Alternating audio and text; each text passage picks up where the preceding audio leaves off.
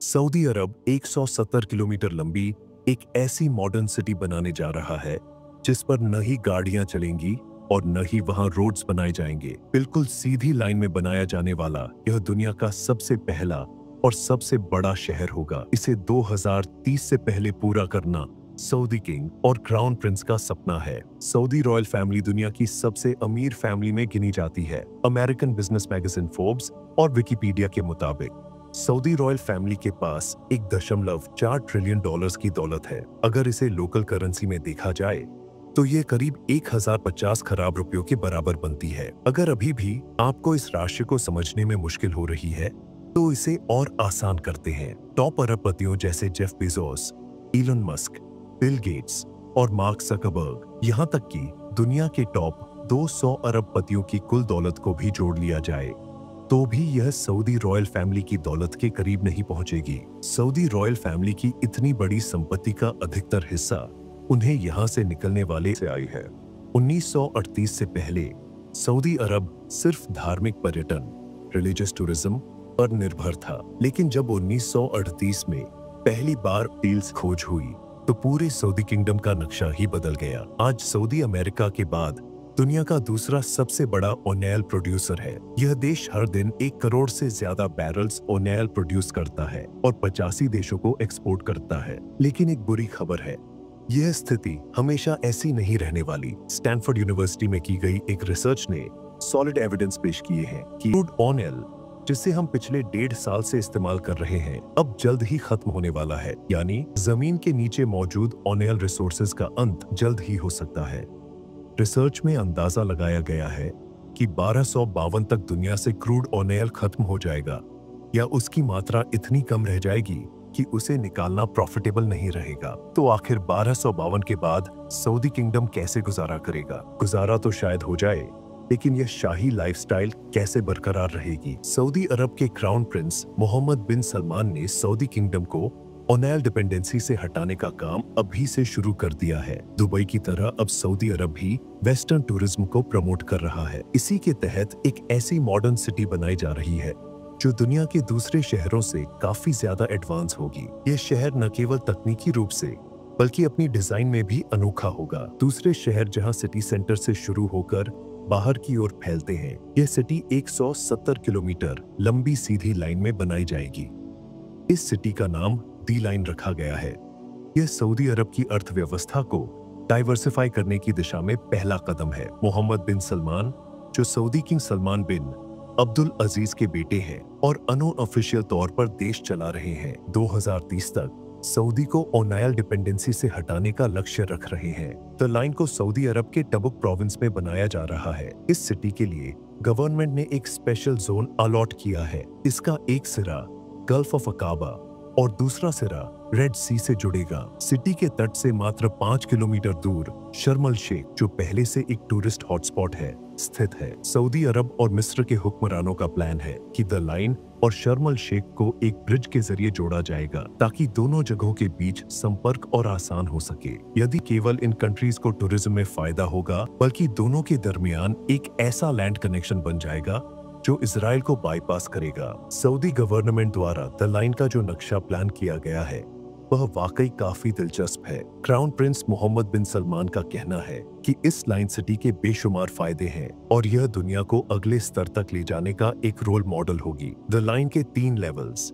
यह city 3 levels पर बनाई जाएगी। एक, ग्राउंड लेवल। इसमें न तो गाड़ियां चलेंगी और न ही कोई सड़क होगी। यह स्तर पूरी तरह से प्रकृति से भरपूर होगा और केवल पैदल चलने वालों के लिए होगा। 2, सर्विस लेयर। इस स्तर पर सभी कमर्शियल गतिविधियां होंगी, जैसे कि शॉप्स, ऑफिसेज और मनोरंजन केंद्र। यहाँ गाड़ियां और सड़कों की व्यवस्था होगी। 3, इंफ्रास्ट्रक्चर लेवल। यह सिटी का सबसे खास हिस्सा होगा, जहां ultra high speed transport system बनाया जाएगा। यह सिस्टम लोगों को 1700 किलोमीटर लंबी सिटी के एक कोने से दूसरे कोने तक सिर्फ 20 मिनट में पहुंचाने की क्षमता रखेगा। द लाइन सिटी बाकी सभी सिटीज से अलग होगी क्योंकि इसमें मौजूद पूरा इलेक्ट्रिकल सिस्टम, ट्रांसपोर्ट सिस्टम और इंडस्ट्रीज केवल रिन्यूएबल एनर्जी पर चलेंगे। इसका मतलब है कि जो ओनेल 1252 में खत्म होना है, वह द लाइन के लिए 2030 में ही खत्म कर दिया जाएगा। नेचुरल लैंडस्केप के साथ कंस्ट्रक्शन। यह सिटी रेड सी के तट से शुरू होकर 4500 फीट ऊंचे पहाड़ों तक फैली होगी। सऊदी सरकार का कहना है कि इस प्रोजेक्ट के कंस्ट्रक्शन के दौरान किसी भी पहाड़ को नुकसान नहीं पहुंचाया जाएगा। इसके बजाय नेचुरल लैंडस्केप की खूबसूरती को ध्यान में रखते हुए यहाँ डेवलपमेंट की जाएगी। सिटी में निम्नलिखित विशेषताएं शामिल होंगी: vertical village outdoor, ski resort, mountain transport system, health centre, luxury entertainment centre. The line city एक अनूठा उदाहरण होगी कि कैसे पर्यावरण और आधुनिक विकास को एक साथ जोड़ा जा सकता है। लाइन सिटी की जियोग्राफिकल लोकेशन इस तरह तय की गई है कि दुनिया की 40% जनसंख्या यहाँ से मात्र 4 घंटे की फ्लाइट दूरी पर है। सऊदी क्राउन प्रिंस मोहम्मद बिन सलमान का लक्ष्य है कि यह सिटी 2030 12.6 मिलियन 1.23 करोड़ लोगों को आकर्षित करेगी। इतनी एडवांस और फ्यूचरिस्टिक सिटी पर खर्च भी बड़ा होगा। सऊदी गवर्नमेंट ने द लाइन प्रोजेक्ट के लिए $500 बिलियन का बजट अलॉट किया है, जो भारतीय मुद्रा में करीब 130 लाख करोड़ रुपए के बराबर है। अच्छी खबर ये है कि इस प्रोजेक्ट पर काम शुरू हो चुका है। रॉयल पैलेस और शुरुआती निर्माण। सबसे पहले यहाँ 1000 एकड़ जमीन पर फैले भव्य रॉयल पैलेस बनाए गए हैं। ये प्राइवेट बीच फ्रंट पर स्थित है और चारों ओर हरियाली और रेगिस्तान के बीच है। ये क्षेत्र पूरी तरह सऊदी रॉयल फैमिली के आराम के लिए तैयार किया गया है। यहाँ शामिल है प्राइवेट गोल्फ क्लब, तो प्राइवेट 5 स्टार रिजॉर्ट्स, तो हेलीपैड, विशाल ग्रीन लॉन। इस क्षेत्र को न्यूम पैलेस जॉन नाम दिया गया है। रीजनल एयरपोर्ट और ऑपरेशनल सुविधाएं। द लाइन सिटी के लिए एक रीजनल एयरपोर्ट भी बनाया गया है, जो 2019 से पूरी तरह ऑपरेशनल है। फिलहाल इस एयरपोर्ट का उपयोग मुख्य रूप से सऊदी कैपिटल रियाद से नियम सिटी तक यात्रियों और अधिकारियों को लाने के लिए किया जाता है। सऊदी हुक्मरान इस प्रोजेक्ट को लेकर बेहद गंभीर है, लेकिन इन्हें कई चुनौतियों का सामना करना पड़ेगा। चुनौतियां और सवाल। द लाइन सिटी को 100% रिन्यूएबल एनर्जी पर चलाने का दावा किया गया है, लेकिन इससे जुड़े कुछ अहम सवाल उठते हैं। 1. Fresh water supply. सऊदी अरब में कोई भी प्राकृतिक नदी नहीं है। वर्तमान में फ्रेश वाटर सी वाटर को फॉसिल फ्यूल के जरिए फिल्टर कर इकट्ठा किया जाता है। जब फॉसिल फ्यूल का उपयोग खत्म होगा तो पीने का पानी कैसे उपलब्ध कराया जाएगा? दूसरी, ग्रीन एनर्जी पर आधारित इंफ्रास्ट्रक्चर। 12.6 मिलियन लोगों के लिए बिजली की जरूरत 100% रिन्यूएबल एनर्जी से कैसे पूरी की जाएगी? यह विशेष रूप से कठिन होगा, क्योंकि high speed underground transport system और अन्य इलेक्ट्रिकल अप्लायंसेस भारी मात्रा में एनर्जी की मांग करेंगे। इन सवालों के जवाब तलाशना सऊदी गवर्नमेंट और उनकी टीम के लिए सबसे बड़ी चुनौती होगी। द लाइन सिटी एक अद्भुत प्रोजेक्ट है, लेकिन इसे साकार करना सऊदी गवर्नमेंट की तकनीकी, आर्थिक और पर्यावरणीय क्षमताओं की असली परीक्षा होगी। यह प्रोजेक्ट न केवल सऊदी अरब बल्कि पूरी दुनिया के लिए एक नया मानदंड स्थापित करेगा।